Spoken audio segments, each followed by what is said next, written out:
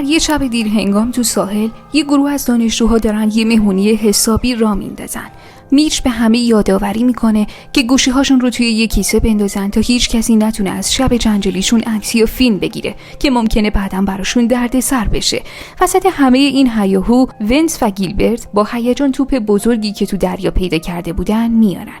این دوتا میخوان آتیش بزرگتری روشن کنن تا توپ رو بسوزونن، اما وسط بحث‌های بیخود و توهین‌ها حواسشون پرت میشه و همه چی به یه دعوای حسابی میکشه. در نتیجه توپ فراموش میشه و بچه‌ها تا آخر شب حسابی به خوشگذرونی ادامه میدن. صبح که میشه کیلی از خواب بیدار میشه و خودش رو کنار میچ و تکه نجات غریق میبینه. احساس خجالت همه چیز رو تحت تاثیر قرار میده، چون یادش میاد شب گذشته چه خبره. همزمان بقیه دوستانش که توی ماشین خوابیده بودن بیدار میشن. مارشا روی یه میز دراز کشیده و فوری استفراغ میکنه. کیلی که نگاه میکنه میبینه که کلی چیز روی شنها رها شده، اما عجیبه که هیچ کس دیگه‌ای دیده نمیشه. پرنده هم گیر کرده و کیلی با تعجب میبینه که پرنده به طور عجیبی توی شنها فرو میره. وقتی مارشا شروع میکنه به حرکت کردن، کیلی میخواد ازش بخواد که نره، ولی دیگه خیلی دیر شده. پاهاش رو شنها گیر کرده و هر چی تلاش میکنه نمیتونه ازشون خلاص بشه. وقتی دستش به شنها میخوره خودش هم گیر میکنه. اولش بچه‌ها فکر میکنن شوخی میکنه، اما فریادهای وحشتناک و اشکاشون نشون میده که این اصلا شوخی نیست. ونسی میخواد به کمکش بره و به حرفای بقیه توجه نمیکنه. با سرعت از ماشین میپره بیرون. چند قدمی که میره خودش هم گیر میکنه. وقتی فریادهای دردناکش بلند میشه، میچ و جونا میخوان کمکش کنن، اما دخترها نمیذارن. اون لحظه که ونس و شنها میره، جونا میره تا ماشین رو روشن کنه، اما ماشین کار نمیکنه. میچی تناب شناور وصل میکنه و پرتاب میکنه، اما به اندازه کافی نزدیک نمیافته. حالا نیمی از صورت ونس ناپدید شده و وقتی میخواد سرش رو بالا بیاره، رشته های نازکی دوباره اون رو پایین میکشن. توی چند دقیقه ونس و مارشا کاملا تو شنها ناپدید میشن. حالا همه گیج میشن و نمیدونن باید چی کار کنن، چون گوشی‌هاشون تو صندوق عقب ماشین مونده و ماشین هم باتری نداره. نمیتونن با اورژانس و آتش نشانی تماس بگیرن.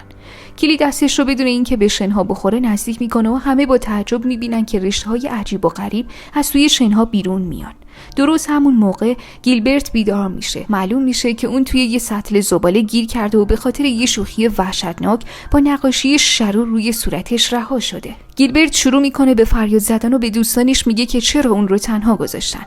میخواد خودش رو بیرون بکشه، اما به هیچ کدوم از هشدارها توجه نمیکنه. وقتی میفهمه 2 نفر تو شنها مردن، دست از تلاش میکشه.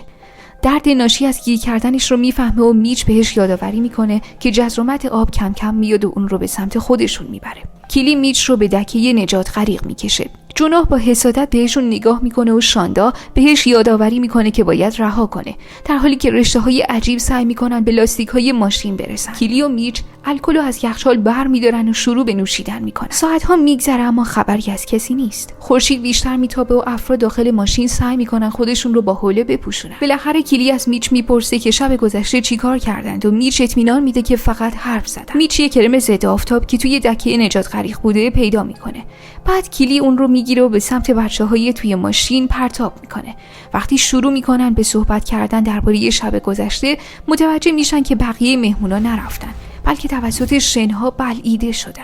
همه دارن گریه میکنن جز گیلبرت که وحشت میکنه چون گرما داره پوستش رو میسوزونه. جونا کرم ضد آفتاب رو به سمت گیلبرت میذاره که برای چند دقیقه آروم بشه. همون موقع کیلی متوجه میشه که توپ ژله‌ای که خوش شده 2 نیم شده. رونی میگه که این توپ به نظر تخم میاد و موجودی که ازش اومده همون چیزیه که توی شنها مردم رو میخوره.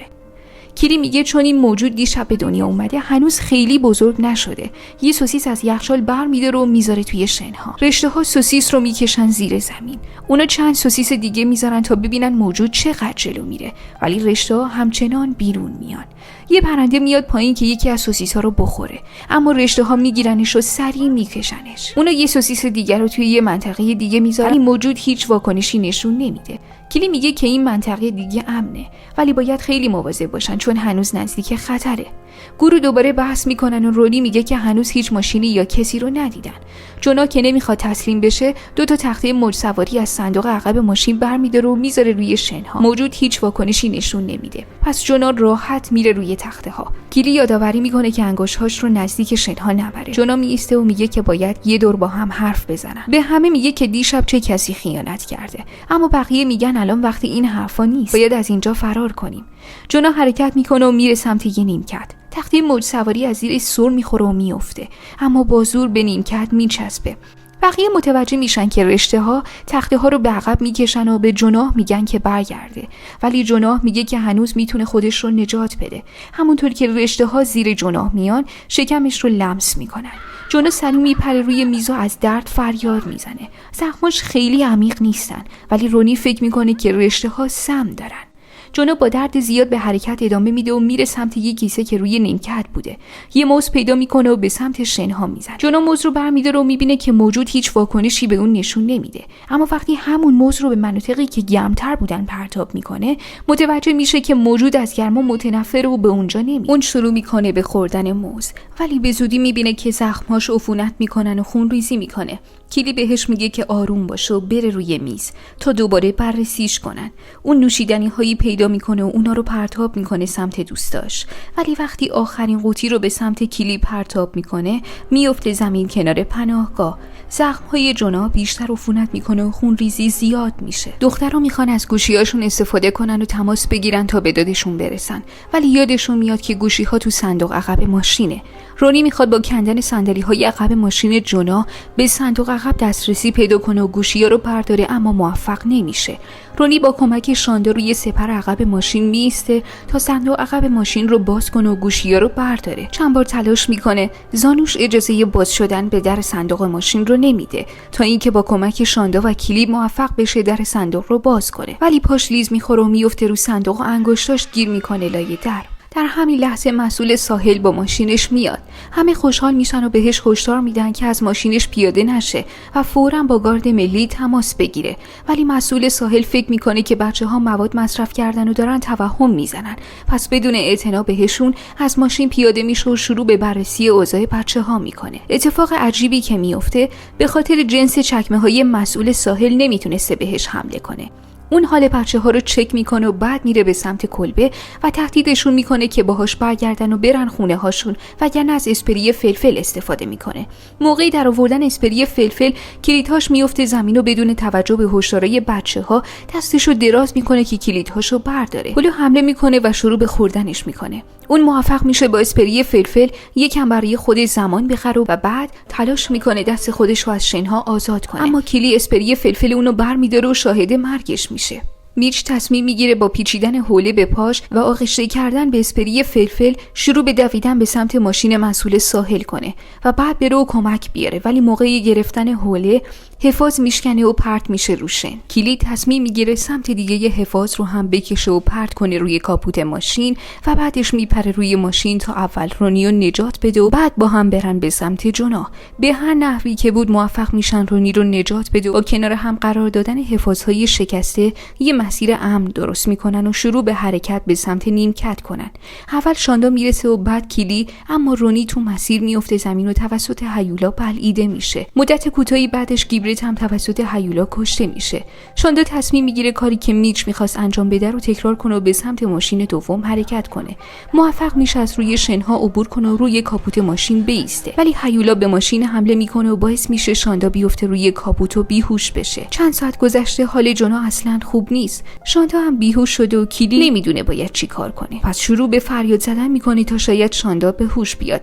پس از مدتی شاندا بیدار میشه و متوجه قایق بادی روی سقف ماشین میشه و با درد شدید دستش رو دراز میکنه، قایق رو از روی ماشین برمیداره و میذاره روی شنها. حالا میتونه به کلی کمک کنه تا جناح رو توی ماشین بذارن، اما دقیقاً همون لحظه زمین زیر پاشون شروع میکنه به لرزیدن. کلی تعادلش رو از دست میده و میفته روی قایق.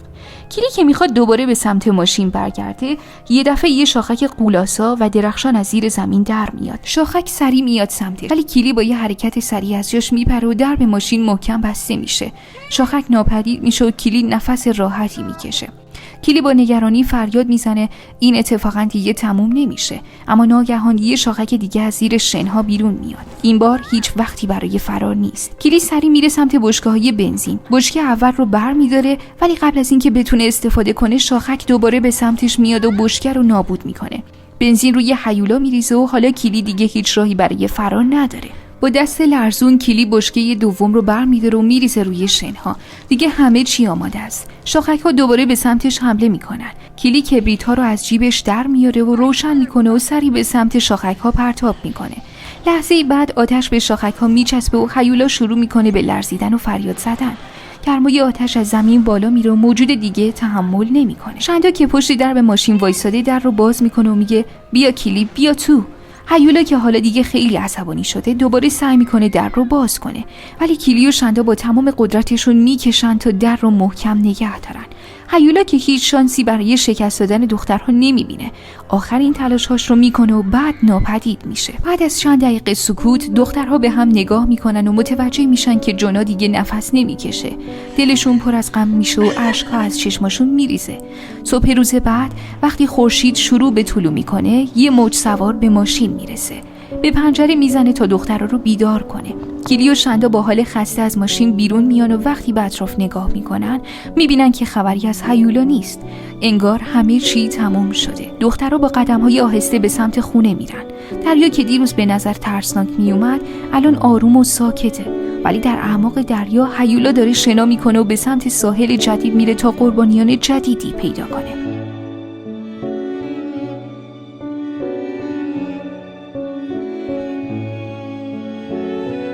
متشکرم که تماشا کردید. اگر این ویدیو براتون جذاب بود ممنون میشم چنل ما رو سابسکرایب کنید و با لایک هاتون از ما حمایت کنید.